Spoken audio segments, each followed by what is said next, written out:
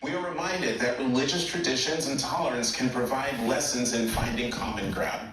President Barack Obama exemplified this when he held the first ever Passover Seder at the White House in 2009.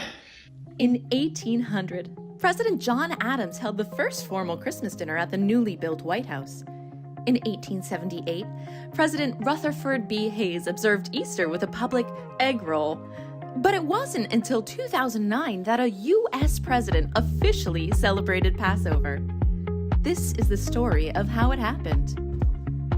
So when I told him they've written a book and we know this world-class illustrator and you are magnificent at telling the story, and I'm into him, he said, "Oh my gosh, this is so precious. This thing is beautiful." Jewish people worldwide will celebrate the first night of Passover. Next year, in the White House, Barack Obama's first presidential Seder is a new Passover children's book by award-winning author Richard Michelson and Caldecott honor-winning illustrator E.B. Lewis. The picture book introduces readers to the true story of how a small Passover Seder dinner on the 2008 presidential campaign trail inspired then-Senator Barack Obama to bring this meaningful tradition into the White House for the first time.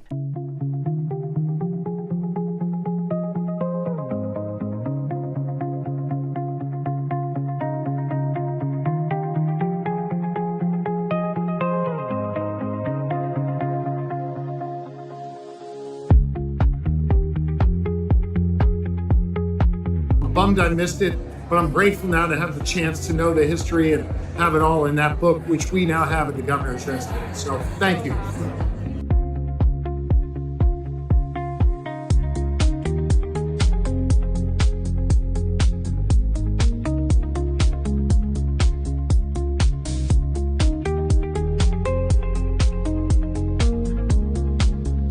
Next year in the White House. And I want to read what's here in the very last page where it says more about Passover. And it says, according to the Haggadah, we should try to imagine ourselves as if we were the ones wandering through the desert, frightened and not knowing where we were headed. There are many refugees in that situation today. We repeat the story each year because it is never finished. You too are a part of it, and each of us has a responsibility to make the world a better place where no one is enslaved and everyone has enough to eat.